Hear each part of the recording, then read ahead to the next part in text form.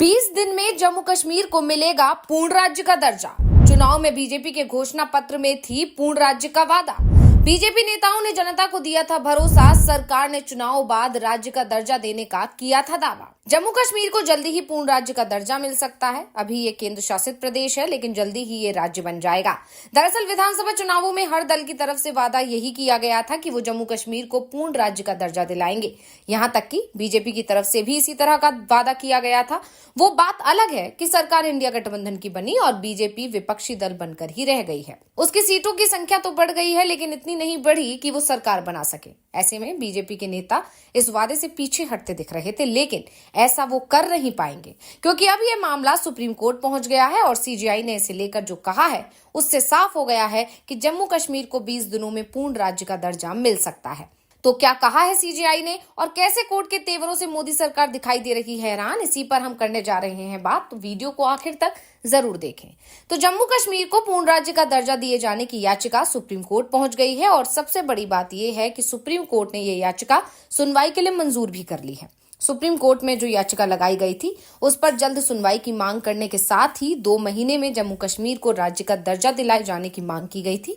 याचिकाकर्ता के वकील गोपाल शंकर नारायण ने सीजीआई डीवाई चंद्रचूड़ के सामने मामले को उठाया और तत्काल सुनवाई का अनुरोध किया।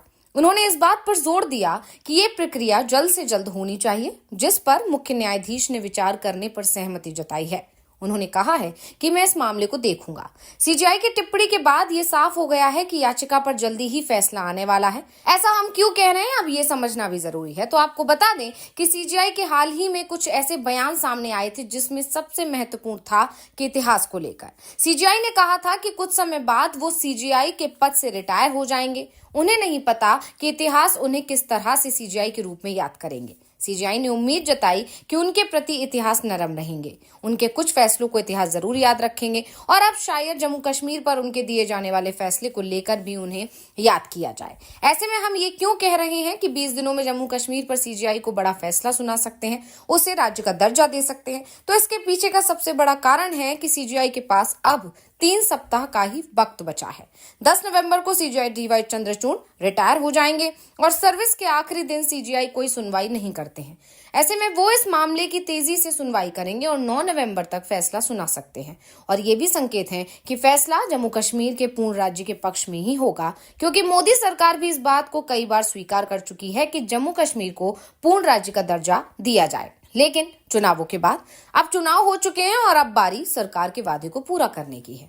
दरअसल ये याचिका सुप्रीम कोर्ट के पहले दिए गए एक फैसले से जुड़ी हुई है। सुप्रीम कोर्ट ने 1 साल पहले एक बड़ा फैसला सुनाया था। वो था संविधान के अनुच्छेद 370 के संबंध में।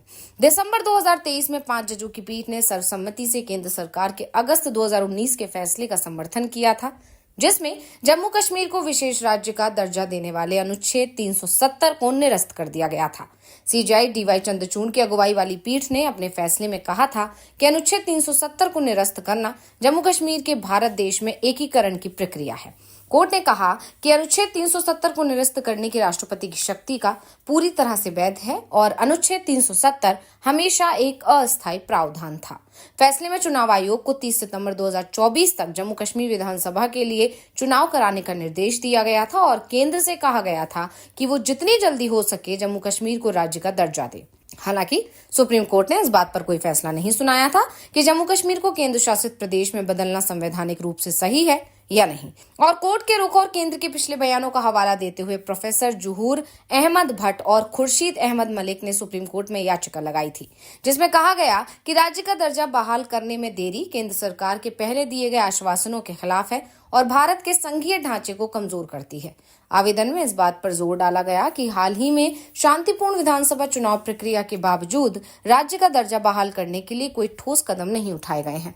हाल ही में हुए चुनावों में नेशनल कॉन्फ्रेंस ने 90 सदस्यीय विधानसभा में 42 सीटें जीतकर जीत हासिल की। इसके बाद उमर अब्दुल्ला ने 16 अक्टूबर को केंद्र शासित प्रदेश के मुख्यमंत्री के रूप में शपथ ली है। ये कहा जा रहा है कि उमर अब्दुल्ला केंद्र शासित प्रदेश जम्मू कश्मीर के पहले और आखिरी सीएम हो सकते हैं, क्योंकि उनके सीएम रहते हुए ही जम्मू कश्मीर को पूर्ण राज्य का दर्जा मिल सकता है। इस बीच एनसी की चुनावी जीत के बाद पार्टी अध्यक्ष फारूक अब्दुल्ला ने पिछले हफ्ते जम्मू कश्मीर में एकता पर जोर दिया था। उन्होंने जम्मू कश्मीर के राज्य के दर्जे की बहाली के लिए पार्टी की प्रतिबद्धता को भी दोहराया था। साफ दिखाई दे रहा है कि जम्मू कश्मीर को जल्दी ही पूर्ण राज्य का दर्जा मिल सकता है और कम से कम सीजीआई का रुख जिस तरह का है उससे साफ है कि कोर्ट इस मामले में केंद्र सरकार को सीधे सीधे सख्त आदेश भी दे सकता है, जिसे केंद्र को मानना पड़ेगा। वैसे भी जम्मू कश्मीर में चुनाव भी सुप्रीम कोर्ट के आदेश के बाद ही कराए गए, नहीं तो केंद्र सरकार पिछले 6 साल से राज्य में विधानसभा चुनावों को लगातार टालती चली आ रही थी और अब कोर्ट के आदेश से ही उसे पूर्ण राज्य का दर्जा मिलने की उम्मीद दिखाई दे रही है। यानी सीजीआई ने जिस विश्वास के साथ ये कहा कि इस मामले को मैं देखूंगा, उसी के साथ ही जम्मू कश्मीर के जो लोग हैं, जो जनता है, जो घाटी में रहने वाले लोग हैं, उनको एक उम्मीद की किरण नजर आ रही है कि अब जल्दी ही उनके राज्य को पूर्ण राज्य का दर्जा मिल सकता है। वही सीजीआई पर इतनी उम्मीद इसलिए है, सीजीआई के बयान से इतना आश्वस्त इसलिए है जनता, क्योंकि पिछले कुछ दिनों में या पिछले अभी तक उनका जो कार्यकाल रहा है, उन्होंने जो भी कहा है वो किया है और उनकी जो टिप्पणियां रही हैं वो किसी से भी प्रेरित नहीं रही हैं। उनको जो बात कह नहीं रही है वो उन्होंने खुलकर रही है। अपने बेबाक अंदाज के लिए ही सीजीआई जाने जाते हैं। वहीं अगर इस बात पर गौर की जाए कि वो लगातार कह रहे हैं कि मैं सोचता हूं कि इतिहास मुझे किस लिए याद रखेगा, और इसको लेकर उन्होंने अभी एक और ऐतिहासिक फैसला लिया है जिसमें उन्होंने न्याय की मूर्ति में कई बदलाव किए हैं। सबसे पहला बदलाव तो ये कि न्याय की मूर्ति की आंखों पर जो पट्टी बंधी होती थी काले रंग की, उस पट्टी को हटा दिया गया है। इसके अलावा एक दूसरा बदलाव ये किया गया है कि एक हाथ में तराजू होता था, वहीं दूसरे हाथ में तलवार होती है, तो तलवार को हटाकर उस हाथ में संविधान की किताब को लगवा दिया गया है। और ये ऐतिहासिक फैसला सीजीआई ने लिया। सबसे पहले ये जो मूर्ति है ये कोर्ट में लगवाई गई है और अब माना जा रहा है कि जल्दी ही इसको पूरे देश में लागू किया जाएगा। बताया जा रहा है कि इस मूर्ति का ऑर्डर खुद सीजीआई ने दिया था। तो अब ये एक ऐतिहासिक फैसला है, किसी और चीज के लिए भले ही नहीं, लेकिन इस फैसले के लिए सीजीआई को जरूर याद रखा जाएगा। और अब इसी घटनाक्रम को देखने के बाद जम्मू कश्मीर की जनता को एक और उम्मीद हो गई है कि हो ना हो सीजीआई एक और ऐतिहासिक फैसला लेकर उनके राज्य को पूर्ण राज्य का दर्जा दे सकते हैं और सीजीआई के इन 2 फैसलों के लिए उन्हें हमेशा के लिए इतिहास में याद किया जाएगा।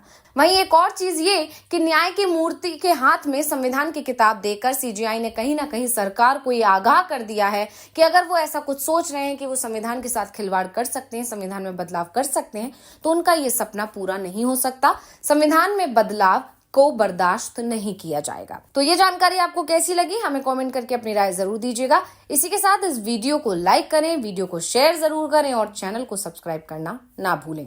धन्यवाद।